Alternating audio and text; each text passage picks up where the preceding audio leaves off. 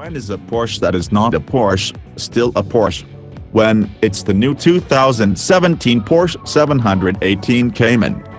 There has been a lot of debate around the new 718 Cayman, and whether its 2.0-liter flat-4 qualifies it as a proper Porsche.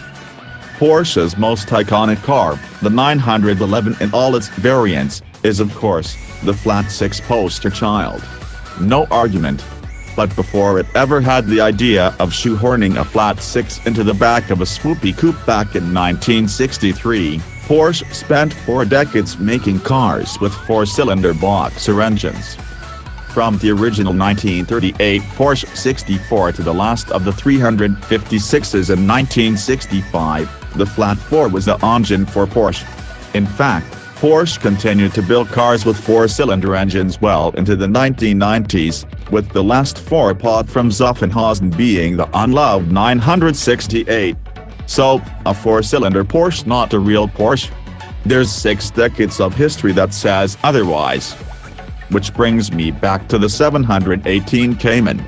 Make no mistake, it may only have a 4-cylinder unit hidden somewhere under its exterior, but in every way imaginable, it's a proper bloody Porsche.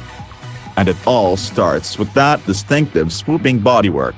Squint, and you could be looking at its bigger cousin, the 911. Simply, the Cayman is unmistakably a Porsche. Starting at $110,000, plus on-road costs, the 718 Cayman is also the cheapest Porsche sports car available today, coming in a touch under its roofless sibling, the 718 Boxster, which kicks off at $112,800. Of course, if you're after just the Porsche badge, the base Macan can be had for $76,610, but, let's face it, when we dream of Porsches, we dream of sports cars. Of coupes.